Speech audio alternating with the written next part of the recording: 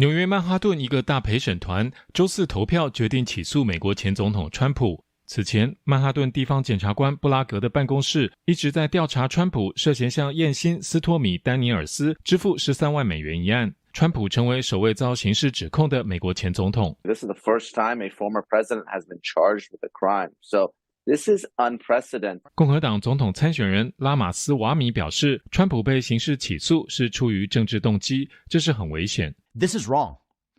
This is dangerous.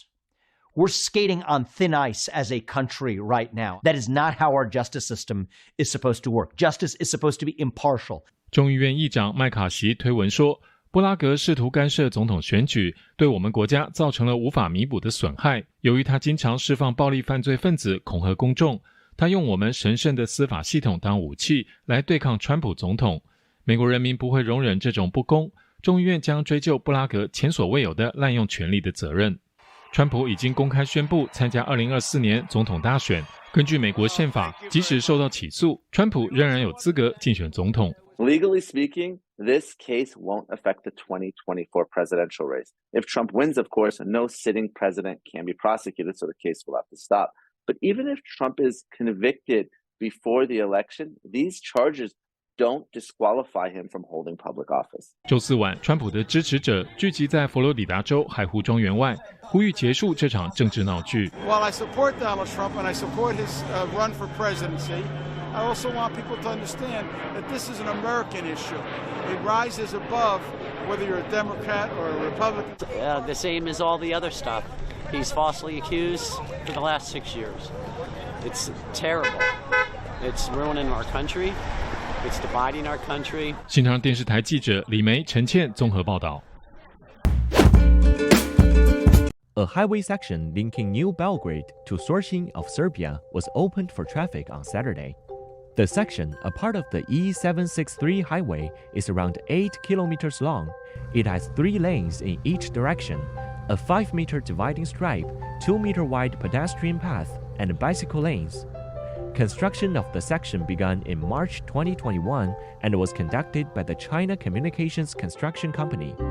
The project, worth about $70.5 million, is of high priority for Serbia as it will enable a fast connection between Belgrade and the E763 highway and create a short link between Belgrade and the Adriatic Sea.Attending the opening ceremony in Belgrade on Saturday, Serbian President Aleksandar Vučić said that Serbia is heading into new infrastructural investments thanks to good financial results this year and a low public debt.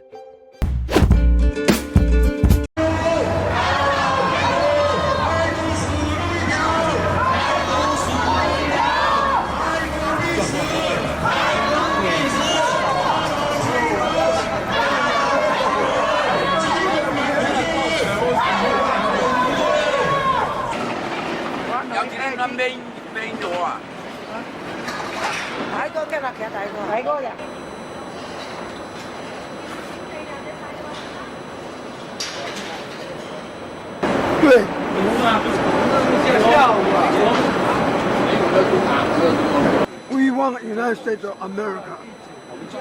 Don't give the wrong signal to Taiwan and embolden her to declare Taiwan independence because Taiwan is part of Chinese territory. 美国要领导人要拿出最好的态度支持一个中国，这样才会中美两国友谊为世界人带来的幸福和安康的生活。我们不看到战争，我们不看到这个百姓受到灾害，我们只要团结友好，中美友好，走向正道的光明道路。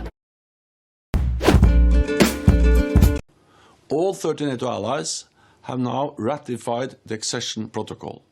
Finland will formally join our alliance in the coming days. 芬兰将在7月于立陶宛举行的北约峰会上正式被接纳进入北约。前一天周四，土耳其议会全票通过允许芬兰加入北约，成为最后一个对芬兰放行的北约成员国。Biz de Türkiye Büyük Millet Meclisi ve divan olarak Finlandiya devletine ve halkına hayırlı olsun diyoruz. 芬兰政府在声明中表示，加入北约将强化该国的安全，同时也提升地区的安全与稳定。芬兰与俄罗斯共享长达1340公里的边界，并拥有欧洲最强大的军火库之一。在去年俄罗斯全面入侵乌克兰后，芬兰与邻国瑞典一道，放弃先前的中立国地位，选择申请加入北约。芬兰民意也在一夜之间扭转，80%的芬兰民众赞成芬兰成为北约成员国。I think we are ready for it. I think it brings safety for us. 不过，与芬兰一同申请加入北约的瑞典却还没有被土耳其开绿灯。两国在库尔德工人党等问题上存在争议。土耳其坚持认为瑞典在打击恐怖分子方面做得还不够。瑞典首相克里斯特松周五表示，希望瑞典也能在7月的北约峰会上加入北约。而对于芬兰加入北约，俄罗斯进行了谴责。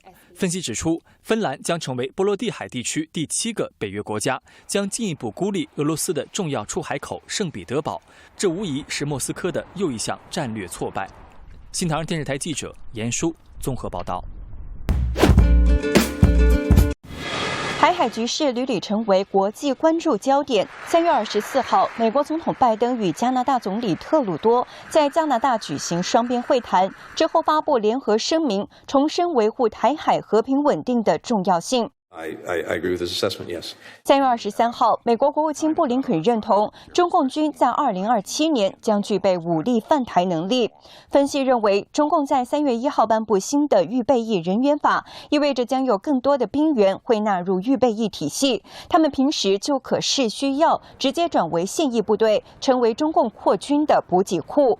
等于是一种变相扩军，这样的一个调整，是为了落实习近平备战打仗的要求。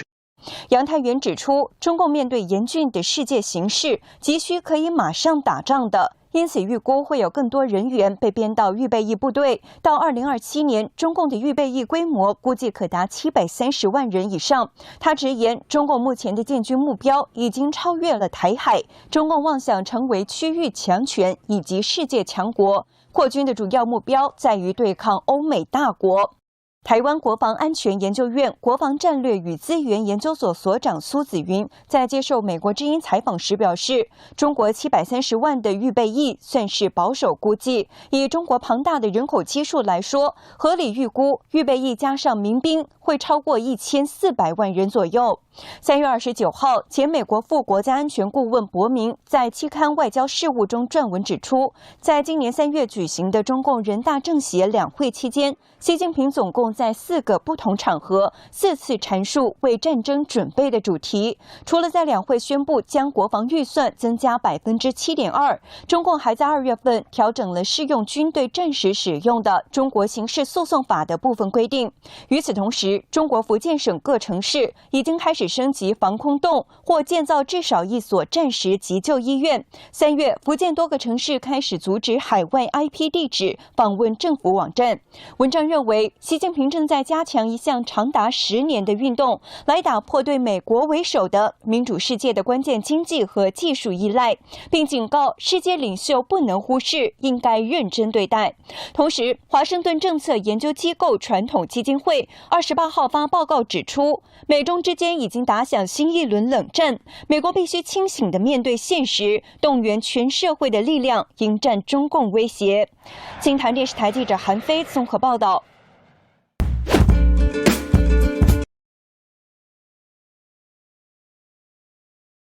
台湾是中国大家庭中的一份子，而不是美国大棋盘上的一个棋子。台海两岸同属一个中国，我们坚决反对任何台独、一中一台、两个中国这样的行为。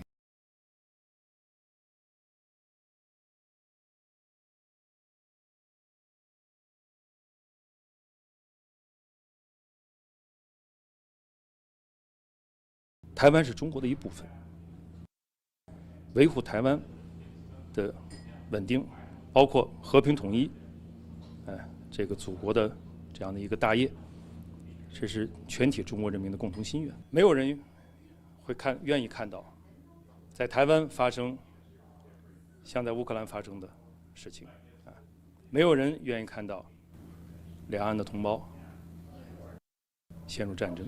因为这不符合任何人的利益。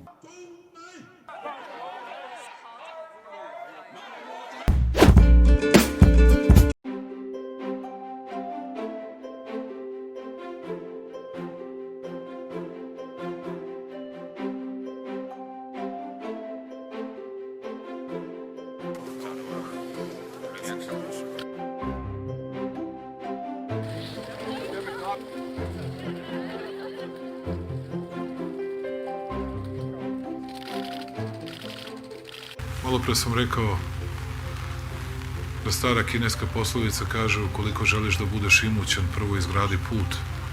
Ovih 8-9 kilometara, dakle, to je žila kucavica za Beograd. Sve je ovo urađeno i već od večeras od 9 sati i osvetljenje postavljeno moderno i urađena biciklistička staza i pešačka staza, sve možete da koristite koliko od večeras u 21 sat kada ćemo ovo da otvorimo za putnički saobraćaj.